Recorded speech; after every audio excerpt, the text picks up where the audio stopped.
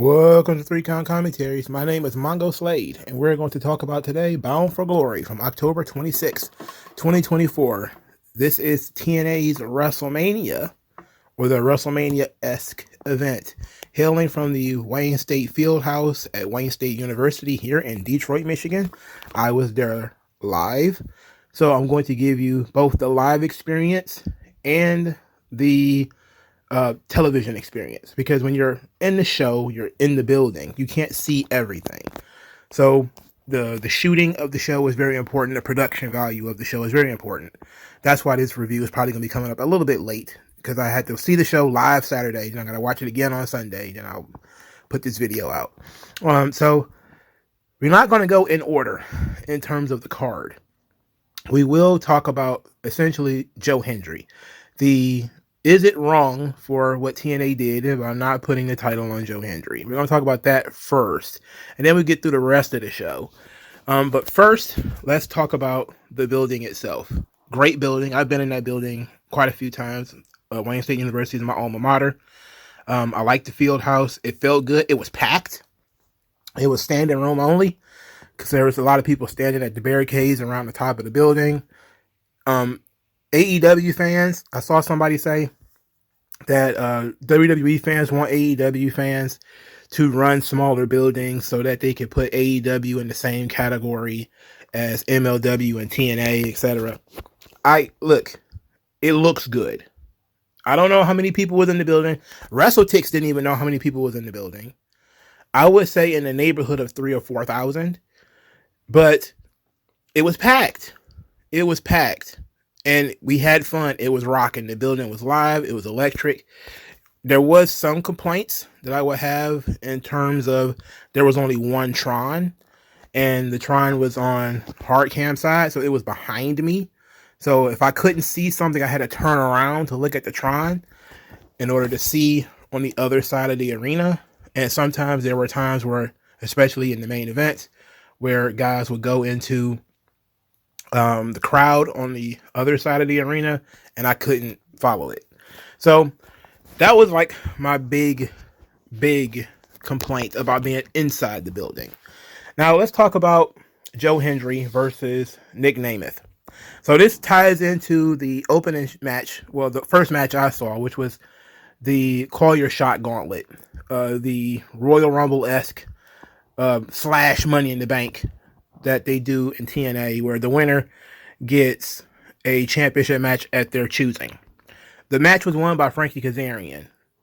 Not the person I would have chosen, but, you know, we'll talk about this later, but TNA has a problem with pushing guys who are like 40. You know, it's a big issue, especially when this match has Hammerstone, Jake Something, Laredo Kid, the Rascals, Trey Miguel, and Zachary Wentz.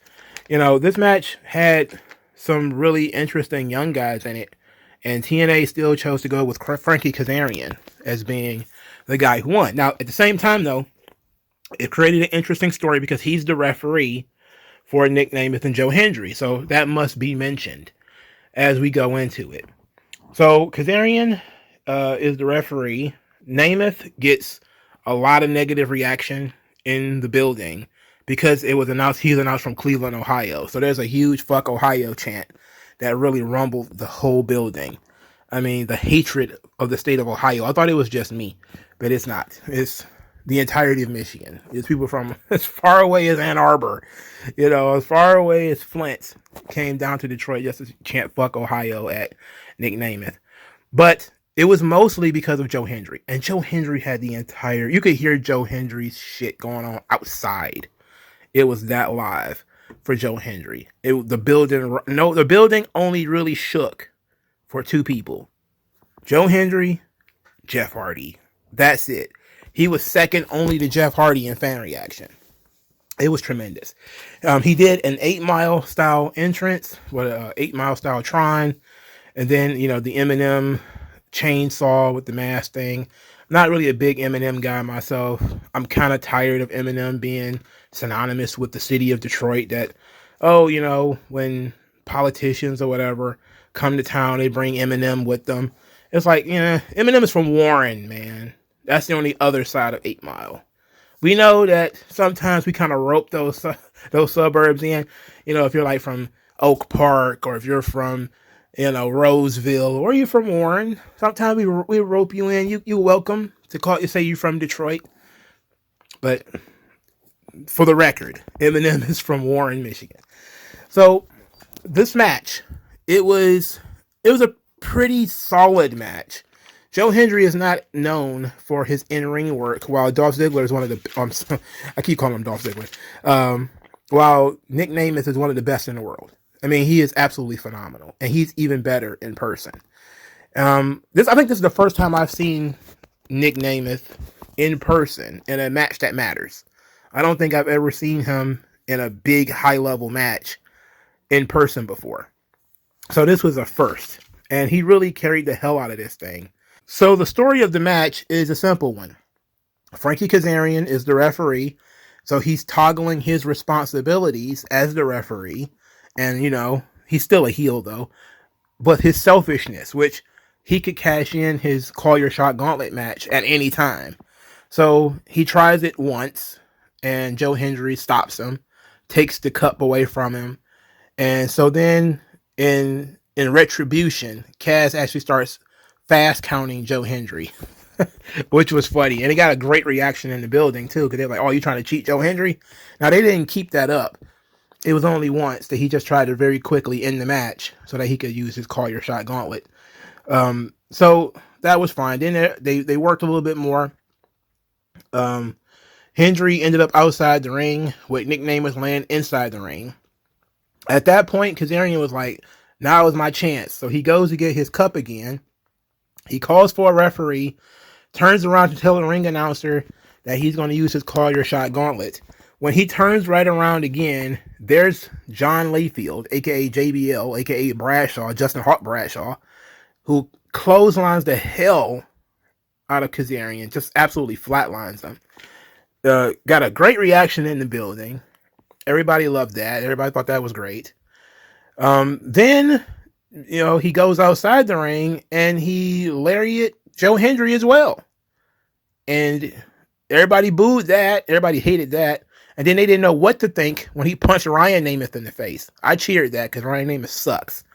So JBL got one of the biggest babyface reactions and one of the biggest heel reactions of the night in the same 5 minute period.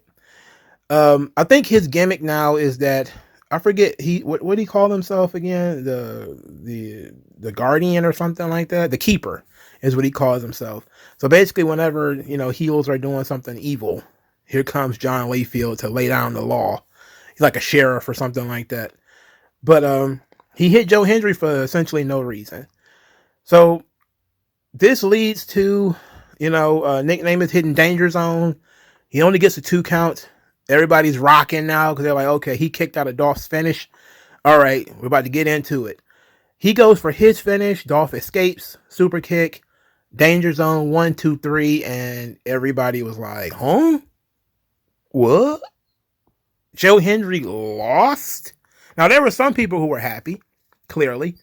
But most of the people were like, what? Why did this happen? Now, I kind of figured Joe Hendry was losing when this match went on as the co-main event. This was not the final match on the show. It was the match before the main event. The Hardys main event at the show. So that tells you right there, Joe Hendry was not going to win. Because why else would they do that? So I figure either Joe Hendry is going to win and then Kazarian is going to cash in his Call Your Shot Gauntlet and take the belt, and that was going to be what pissed everybody off, and they were going to try to finish strong with the Hardys, or he wasn't going to win, and it was the latter. So a lot of the internet exploded. What is TNA doing? Why are they so retarded? Why can't they just put the belt on Joe Hendry? He's the most over guy in the company. Why are they doing this? And a lot of other people were saying, yo, he's already said he's leaving. He's going to WWE, even though his contract's not up till later this year. You know, he's got like 2 or 3 more months left on his contract. He's already talked about going into the Royal Rumble and all this kind of stuff. Why put the belt on the guy who's not going to be there? All of these are valid arguments. That TNA is incompetent and didn't want to strike while the iron's hot is absolutely a valid argument. The second argument is that he's leaving anyway, so it doesn't really matter. They're just going to use him to get TV ratings and put some heat on some guys. And then that's it. It's like there's no point in putting the belt on him because he's not going to be there. That's also a valid point.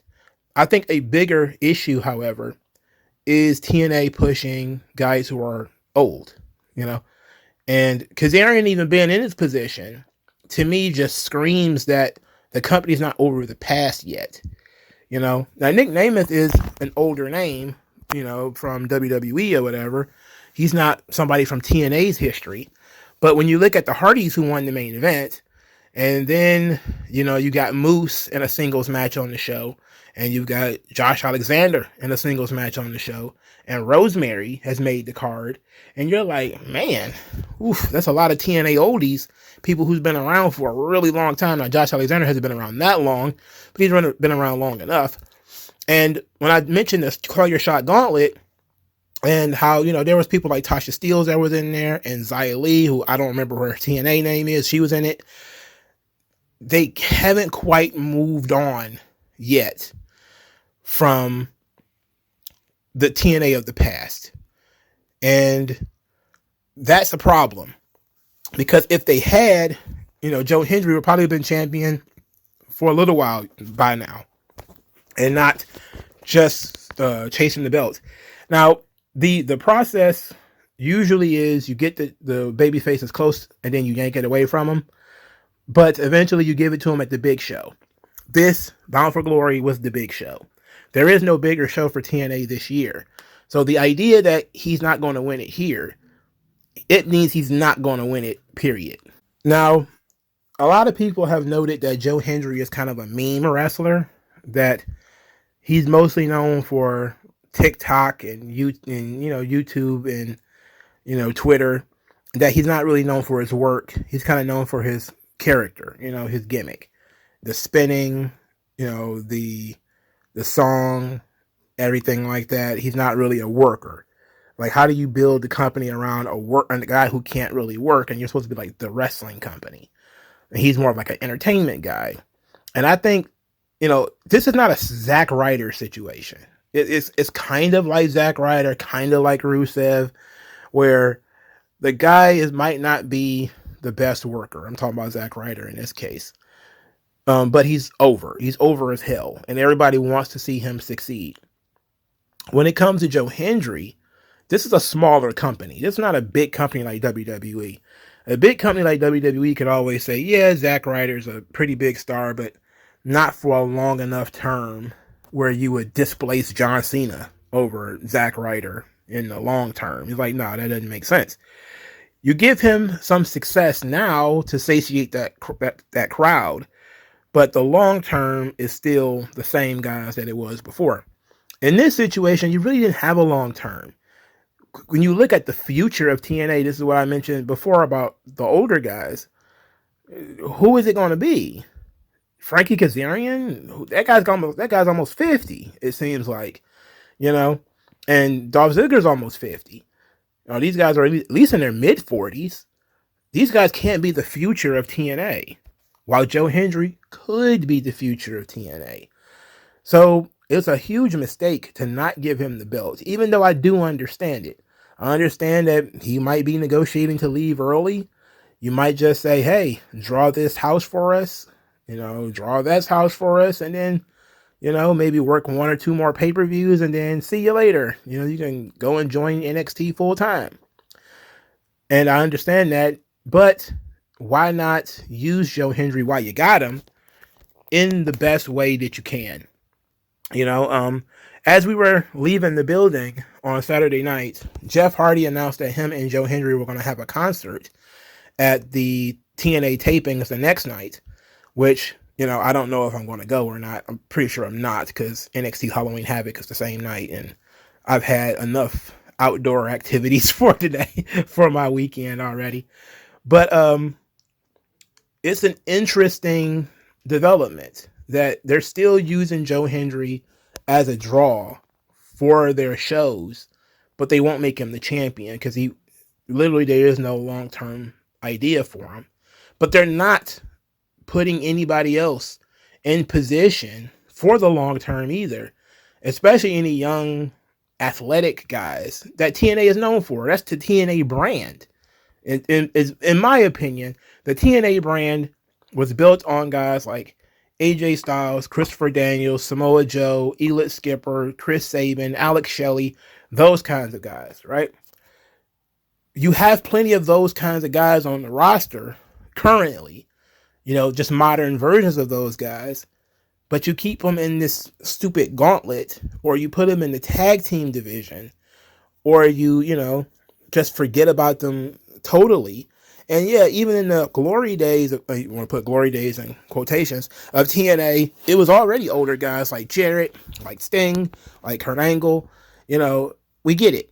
Those guys were used to elevate the guys that were younger and more athletic, the X Division guys. Well, eventually those X Division guys got to move up the card, like AJ Styles eventually did. You don't have an AJ Styles today. There's plenty of guys on your roster that could be your AJ Styles of today, but they don't put anybody in that position. That's the problem here. If Joe Hendry lost, but there was a younger guy who might be able to beat Nick Nemeth and carry the company forward, I think people would have been okay with that. But there is nobody else. It was literally Joe Hendry or bust. And they were lucky to have Jeff Hardy on the show, who was basically like the Michael Jackson of pro wrestling. Nobody's going to boo Jeff Hardy.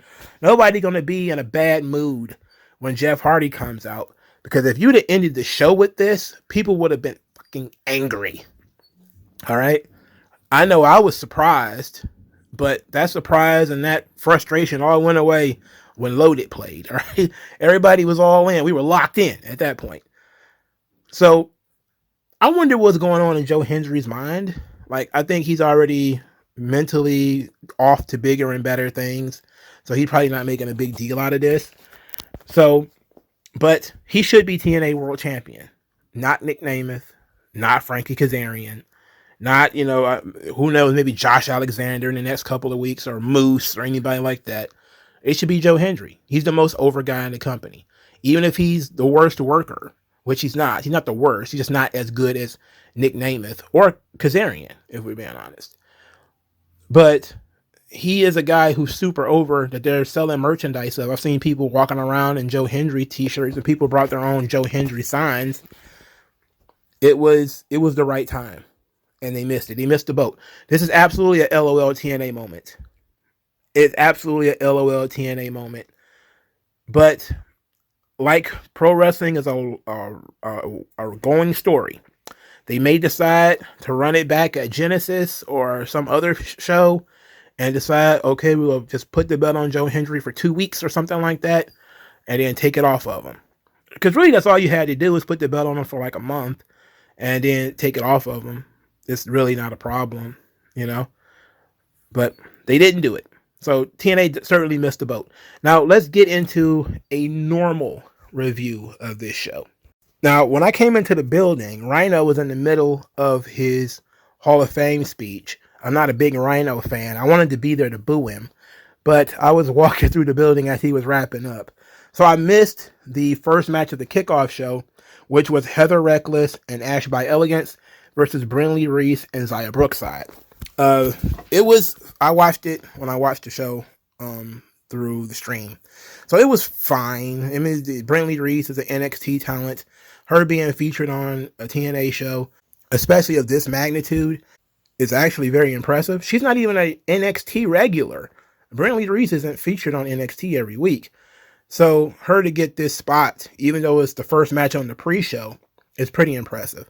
Heather Reckless is a young lady I'm not that familiar with.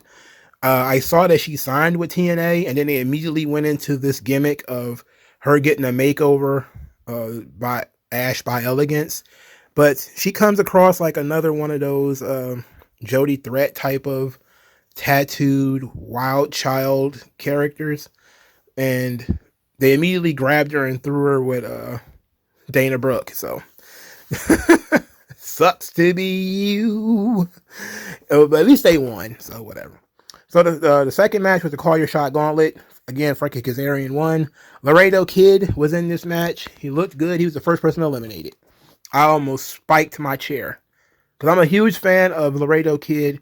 He was the first one eliminated. I was like, you cannot be serious. This got to be a rib. It's got to be a rib at this point. This guy came from, I assume he lives in Texas or something like that. He came all the way from Texas to Detroit. He was in this match less than 5 minutes. Less than 5 minutes. I was pissed. It sucked. Hammerstone was in this match. He was pretty good, and so was Jake Something. A lot of people were sort of impressed. Some people knew Hammerstone. Most people didn't know who Jake Something is, despite the fact he's been on TV forever. Trey Miguel was in this match. Zachary Wentz was in the match. People knew who they were because they were on NXT recently. Other than that, Frankie Kazarian got a pretty good reaction, but he's been on TV for 10 years. And AJ Francis he was the last person to come in. And he also got a pretty good reaction, but he was on WWE for a little while. So people knew who he was. I can't stand AJ Francis. Can't stand him. But Frankie Kazarian won. So to get to match 1 of the main show, El Hijo del Vikingo is defeated by Speedball Mike Bailey. And this was the X Division Championship match. This was the second best match of the night. And it was actually, you could argue it was the best match of the night. For a cold match, I would put it second best. Because I always like matches with heat being at the top. So these two guys, of course, did all the X Division stuff. Just really great athletic work. Speedballs, kicks, and chops and stuff was pretty good here. El Hijo del Vikingo does a hurricanrana off the barricade, which was tremendous. Still not a huge fan of Mike Bailey's WMAC Masters level martial arts, which features, light kicks. I like when he lays the kicks in, but when they're light kicks, they're shitty. Or when he telegraphs a fight scene where he throws a high kick so you can duck it, and then he throws a low kick so you can duck, so you can jump over it, and there's a bunch of spins and a bunch of other nonsense. I can't stand that. It's Bushido bullshit. El Hijo del Vikingo hits a Canadian Destroyer on the ring apron. This was in the middle of the match, of course, nowhere near the end. But got the biggest reaction of the entire match. So I just have a problem with the placement of it and the fact that they're doing Canadian Destroyers on the ring apron. But it's a damn impressive move, considering the ring apron is not a lot of space. So that was great. Now, Speedball Mike Bailey wins with a perfect plex off the top rope, which was hellacious.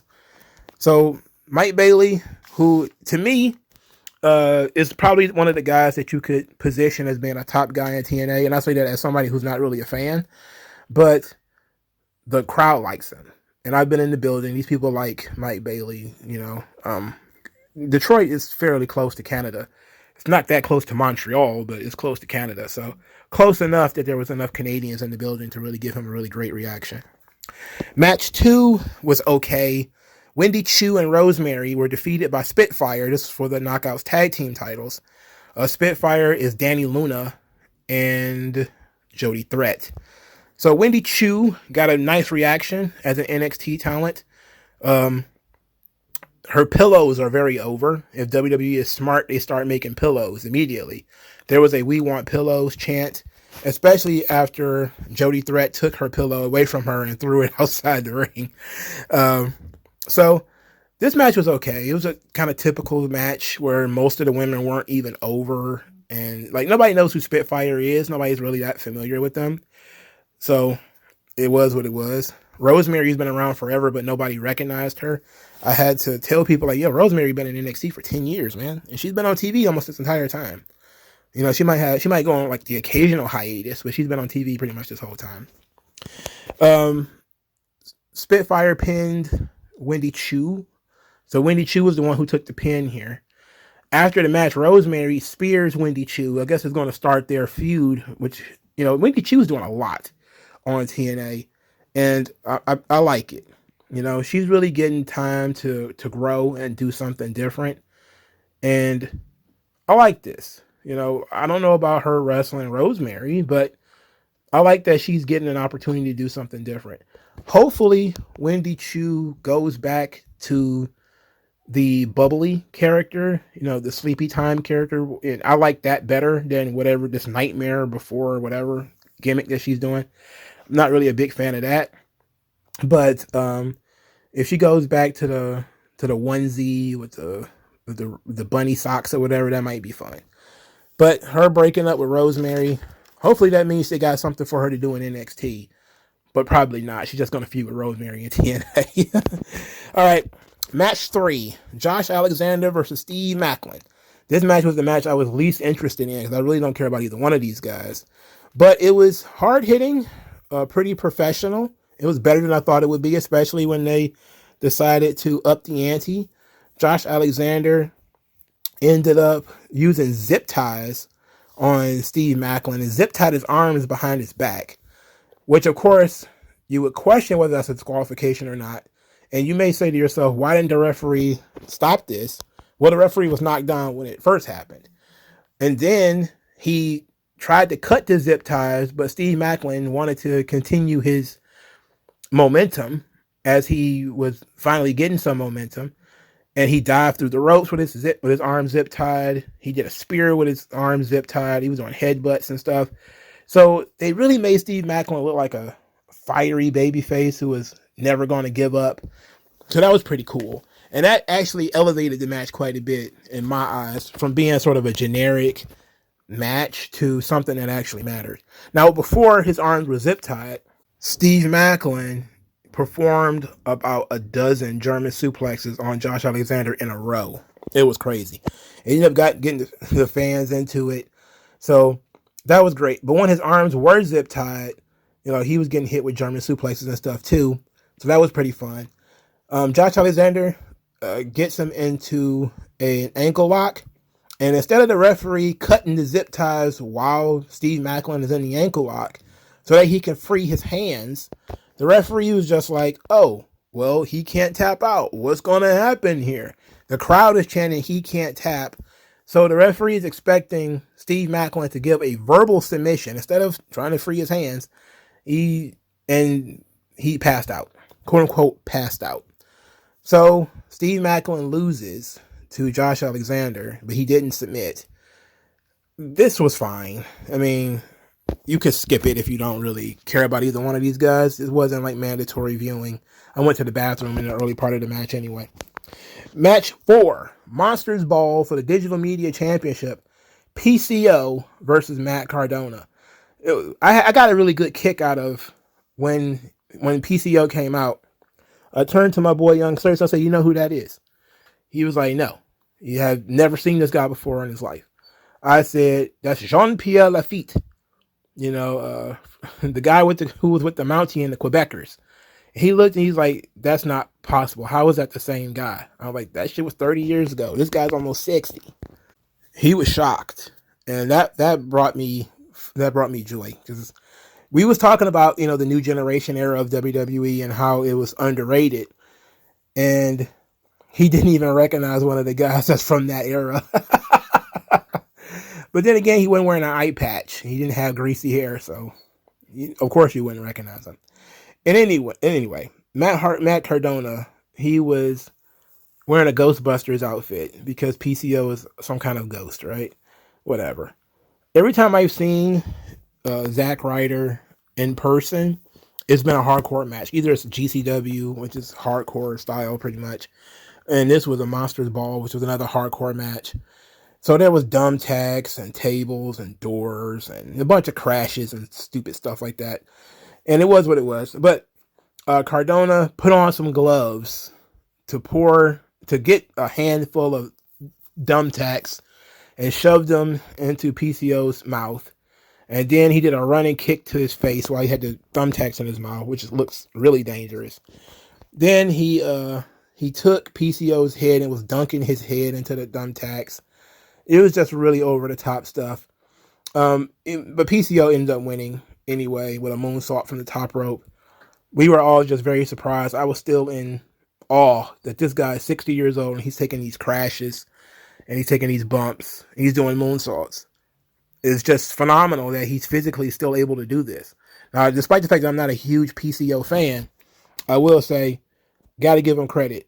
At his age, him still being able to do this stuff is pretty damn impressive, because I can barely get up a flight of stairs. And this guy's 20 years older than I am, and he's doing moonsaults and flying through tables, which is nuts. Match 5, Mike Santana versus Moose. Also, not really a big Moose guy. This was like Josh Alexander and Steve Macklin to me.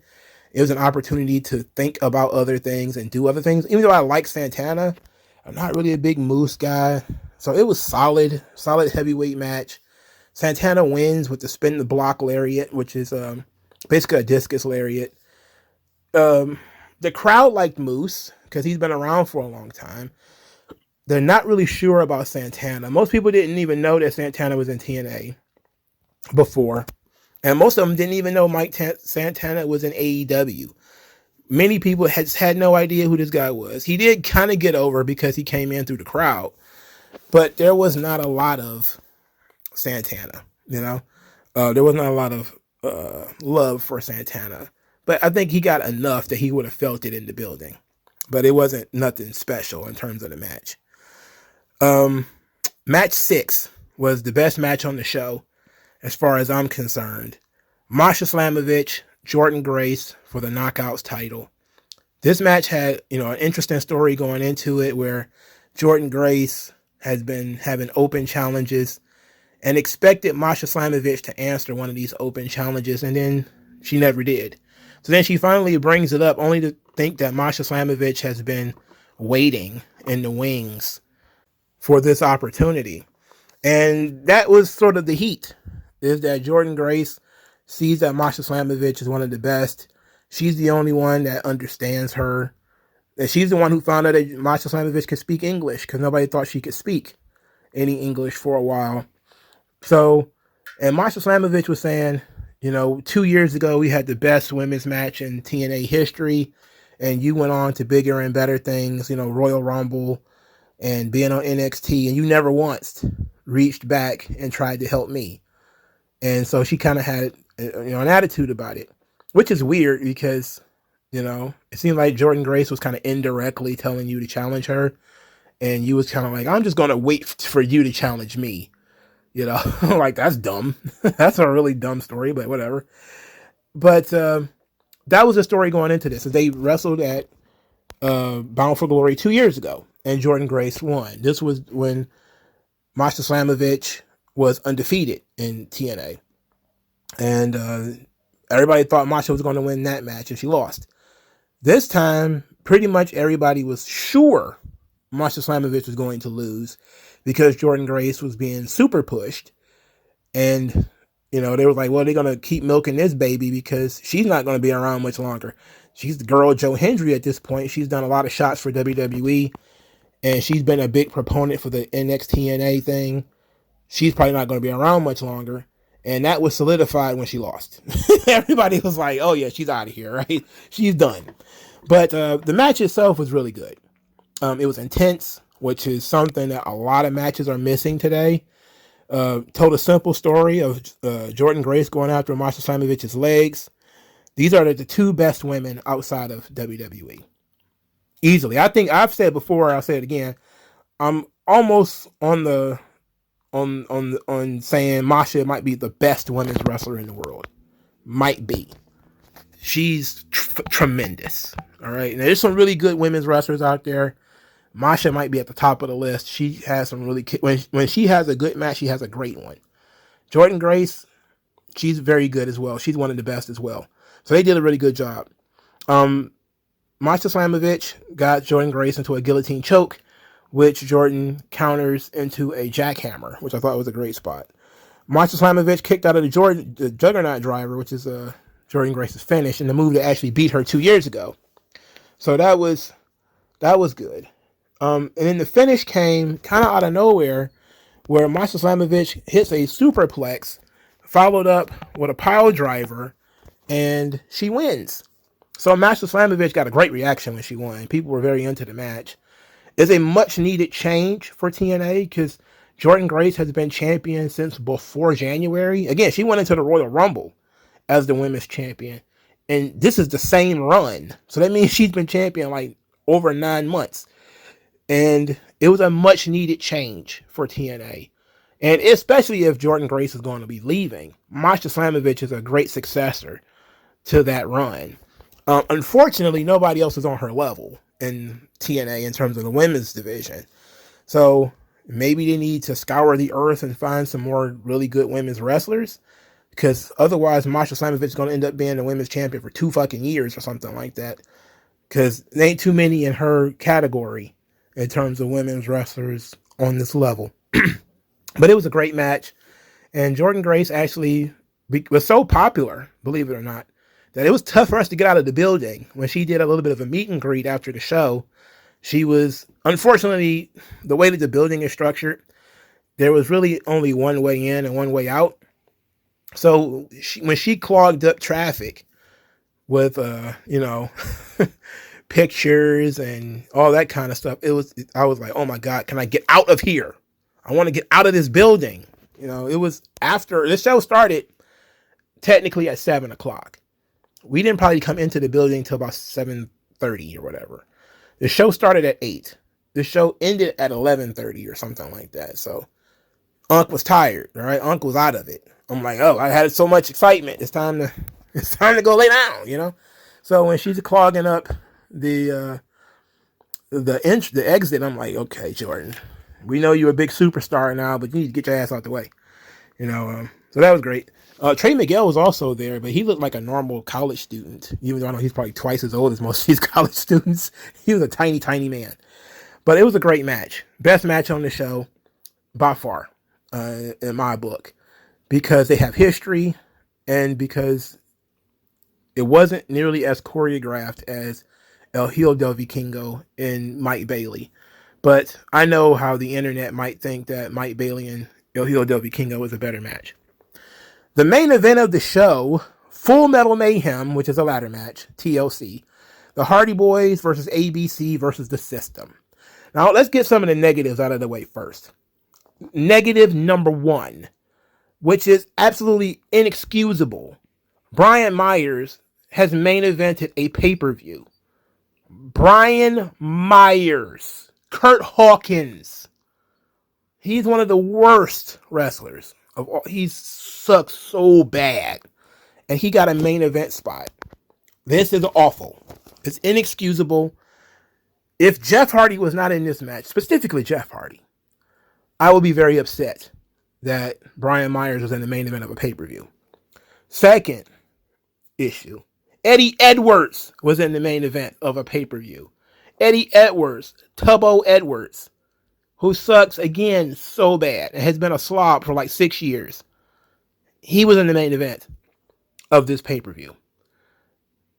Embarrassing. Absolutely embarrassing. It was awful. Okay? That's the shits.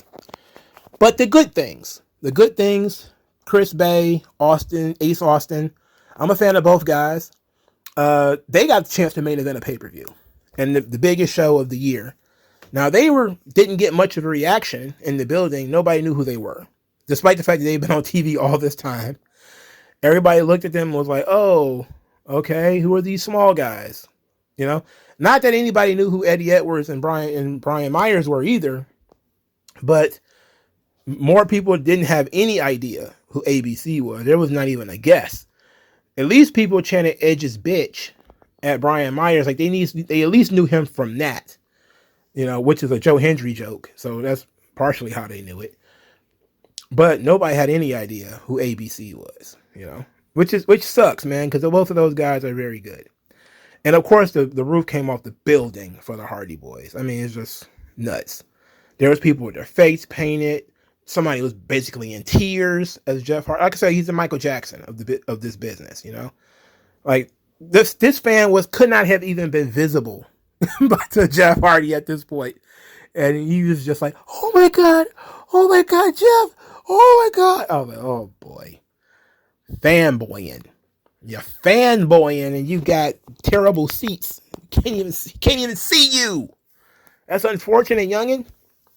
He's like he was about a young college student, man. But it's amazing that Jeff Hardy, still has that kind of pull on people. it's just tremendous. It's very special. Now, I loved the aesthetics. Now, some people had a problem with the aesthetic of this match. I loved it. They let Jeff, and specifically Jeff, because you could just look at it and tell it was Jeff. He painted the canvas, he painted the tables, he painted the ladders, he painted the chairs. Everything was painted.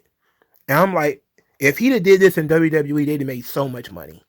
Because those shits would have been action figures.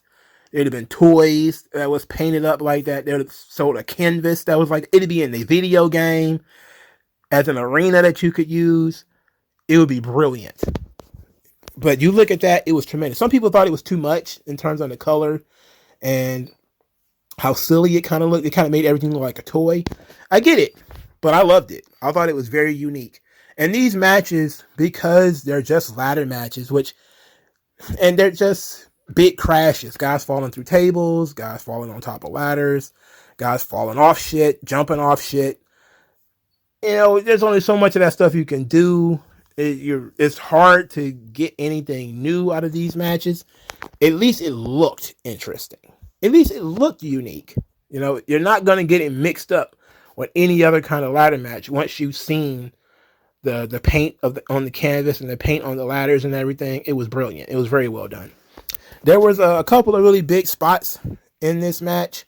One was the ABC slingshot, where Ace Austin actually slingshotted Chris Bay off the second rope into a cutter off the ladder onto, I think it was Matt Hardy or whatever. It was a great spot that got a really big reaction. Brian Myers' big spear spot, you know. Chris Bay had climbed up the ladder. He grabbed the thing that holds the titles. And I believe it was Eddie Edwards that kind of grabbed him by his ankles and swung him into Brian Myers, who did a spear off the top rope. It was tremendous. Of course, that was an homage to Edge, who was one of Brian Myers' mentors. I thought that was excellent. And still not worthy of Brian Myers being in the main event, but it was a touching moment, seeing how, you know, his career is largely because of Edge, that he was able to do Edge's spot. That was great. And of course, Jeff Hardy got the biggest ladder he could find and jumped off of it with a swanton bomb, which always gets absolutely fantastic reactions. Ultimately, the Hardy Boys did win. They climbed the ladders together, got the belts. The roof blew off the building. Everybody was extremely happy. Jeff and Matt won. Matt still moves like RoboCop. Jeff doesn't move that fast, but he's not as bad as Matt.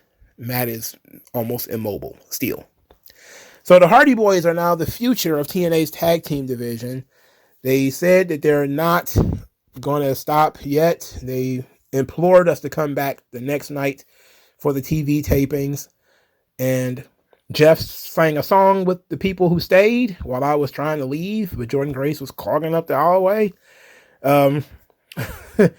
It was just, him classifying himself as obsolete again. That's the only song he was singing, but he was singing songs for people, which was really fun. I think the match it's kind of a generic TLC match. If you've seen one of these things, you've seen all of them.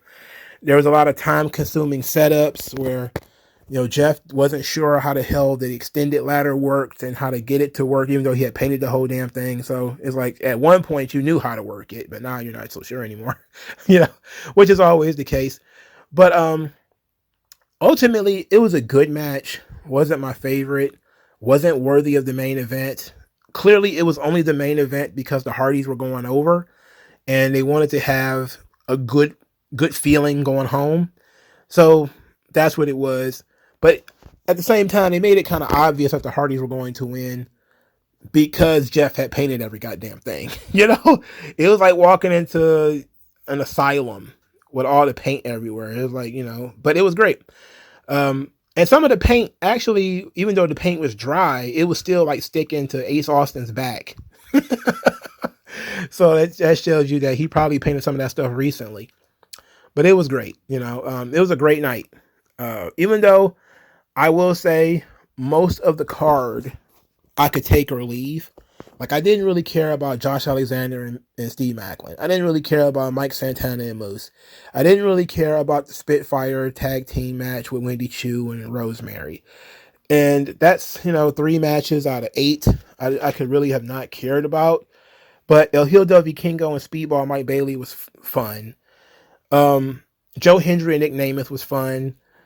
The main event was fun. And of course, Jordan Grace and Masha Slamovich was fun. So 5 out of 3. I don't know, do the percentages on that. I think personally, it was probably much better for me in the building than it was me watching it at home. Now, because I got the energy of being in the building. If I had only seen the show through the screen, I probably would have been more bored with the matches that I didn't like. At least there was some intrigue in the building. So I think it's one of the best TNA shows that they've had in a while. Because usually I really shit on TNA for some of the same things that I've shitted on them for in this review, which is the roster. All the guys are old, or these guys are just not main event talents like Eddie Edwards and Brian Myers and Moose and Josh Alexander and Steve Macklin. These are not main event guys. These are not top guys in my book. Not utilizing the younger talent. Even at some points, I think the women's division has kind of been decimated too, but they did the best they could. So it wasn't one of the best shows ever, but it was one of the more fun shows to attend. To be in the building for Joe Hendry and Jeff Hardy's entrances and their matches and all that stuff was great. But let me know what you guys thought if you watched the show. Like, share, subscribe, and I'll talk to you guys later. No one does it better.